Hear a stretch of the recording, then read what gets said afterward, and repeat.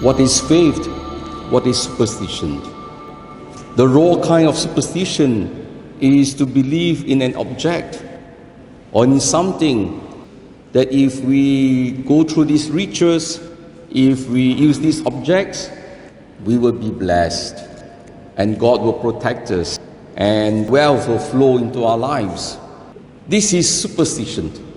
But there is also another form of superstitions, even for those who claim to have faith. Because we use sacraments, sacramentals again, just like Chinese symbols for Chinese New Year. Our symbols are not just merely symbols. A sacrament is defined as a symbol that brings about the reality that intends to mediate. So a sacrament, therefore, is an external sign of an inward grace that you receive. So whether you believe in the sacraments or not, the sacraments will work. But this is where we fall into superstition. So many people are going to the mass, they're saying the rosary, and they say, you do this, you do that, you like this candle here and there, and then God will protect you. That is also superstition. Because where is the subjective faith? So that is why in church, in theology, we always make a distinction between ex opere operato. That means from the very work itself, this is objective faith. Then ex opere operantis, from the point of the believer, you need to have both objective and subjective faith. If you wear a sacrament, if you believe in sacramentals, then you must have your subjective faith to put into practice what you believe.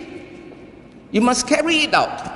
If objective reality and subjective faith comes together, then it's powerful. Because God's grace will work, because you need to cooperate with the grace. Unless you are touched by the Lord, unless you respond to Him in a personal way, there will be no transformation. The grace is not working because the heart is not there. The mind is not disposed. So today we are called to be like Jesus. We are told Jesus could no longer go openly to any town, but to stay outside in places where nobody lived. Very significant. Instead of the leper staying outside, now Jesus became a leper. He was staying outside where nobody lived. Lepers were staying in those places where nobody lived. Interesting. Why? It tells us that Jesus carried our sins, our infirmities in His body. And that's why He was outside. So He is identified. And because He's identified with us, and He is identified with God, that is why the grace of God flows through Him. We too can be powerful instruments of the Lord, if only we allow the grace of God to flow in us and then through us. But if you don't spend time outside in the desert to pray, then you cannot be a powerful medium and channel of God's grace. So today we are challenged to be like Jesus, so that when people come to us, they too can feel the presence of God and they too can find healing.